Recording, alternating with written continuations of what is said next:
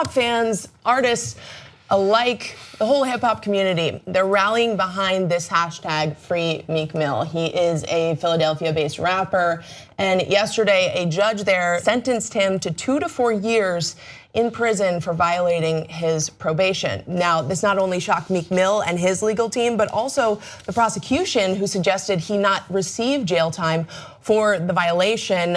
Just a little bit of context though, this is the same judge that sentenced him back in 2007 when he was arrested on numerous drug and gun charges. He was convicted of 2 felonies. And this judge, Judge Genece Brinkley, she handed down this sentence, in her words, because he failed some recent drug tests. He didn't adhere to her travel restrictions that she had put in place. And he was also arrested twice this year, once for assault in an airport and once for reckless driving in New York. Now, it's important to note that both of those charges have been dropped. But let's talk about some of the response that we're getting here from the hip hop community. So Jay-Z spoke out about this. He called the sentence unjust and heavy-handed. Let's take a look at that tweet that he had up there, because I can't find my graphic sheet. Okay, there we go. Can we put his tweet up there?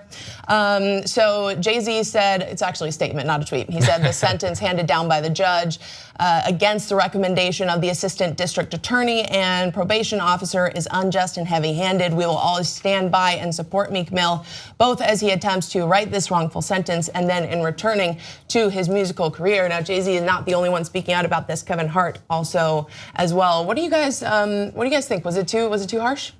Yeah, I mean, the sentencing guidelines in the American criminal justice system are harsh for every single crime. You know, like 4 years for a few misdemeanors is like a preposterously long time to send someone to jail for. I mean, it's just not like we don't realize how punitive our system is compared to basically every single other democracy in the world.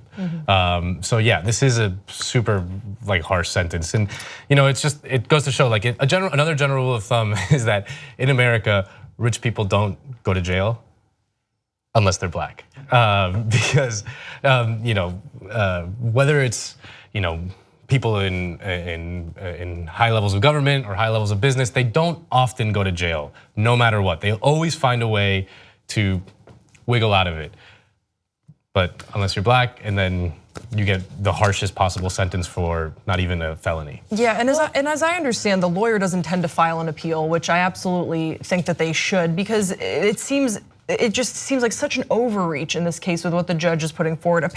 Mill's attorney says that the judge gave management advice to Meek Mill and that also ordered him to attend etiquette classes.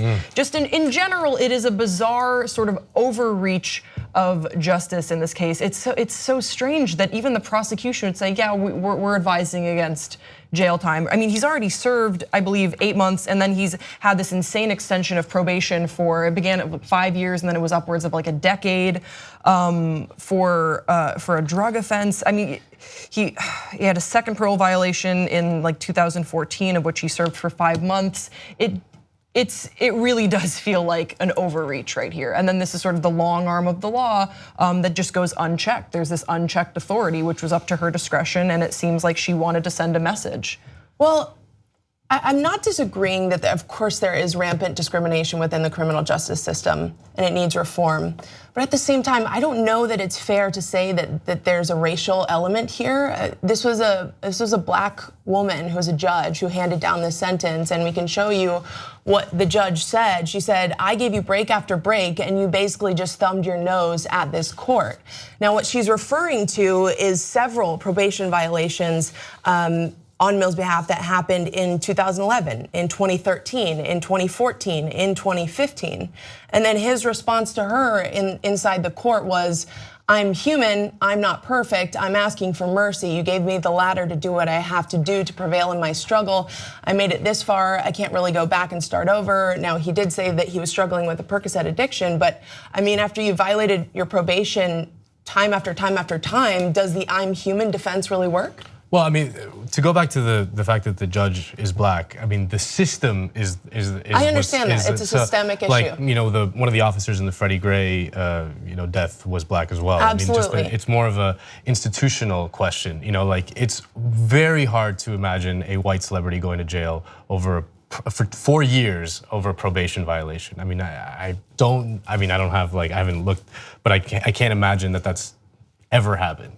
That it's just the way that the system sees everyone. I mean, his "I'm human" defense. I mean, yeah. I mean, I don't know. I don't know if that holds up in sort of a court of law. But I mean, what's clear is that this was not some sort of violent crime that makes him a danger to the rest of society. To put him away for 4 years is just an insanely long time for a probation violation. It's just, I don't know. I find it very hard to believe that anyone could think that this is like a fair sentence. I do hear what you're saying though, in the sense of he violated his probation a number of times.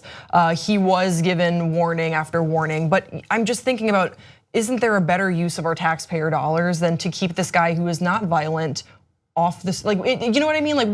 We have to put him behind bars. No, I mean, I think that there should be some sort of a, maybe fine him or make him serve insane and awful community service. Teach him, there's a way to teach him a lesson and hold him responsible, because I think that he was acting irresponsibly, booking shows in areas where she had said, do not perform here. That's stupid. That's something you can obviously follow up on. Don't do that. Maybe your management advice was, on good authority after all, but to lock this person up, I just do not think that the punishment suits the offense. But I agree, I hear what you're saying, and I do agree with you to an extent of this is a guy that he was sort of thumbing his nose at the court. Does that mean that we're locking him up? I don't think so.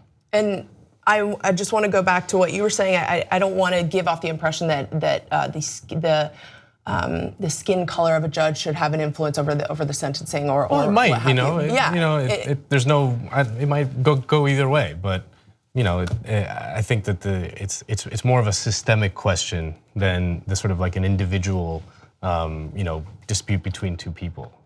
There is also the argument that there are a significant number of Black and brown men who are incarcerated who are wrongfully convicted, and I just wonder if maybe some of these people who are speaking out about this maybe can't also speak out for them as well, for people who don't have the money to hire the best legal defense and who don't have a cushy jail cell like he's probably gonna get, may or may not get.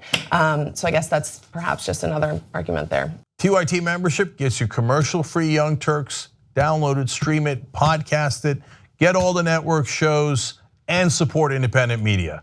TYTnetwork.com/join.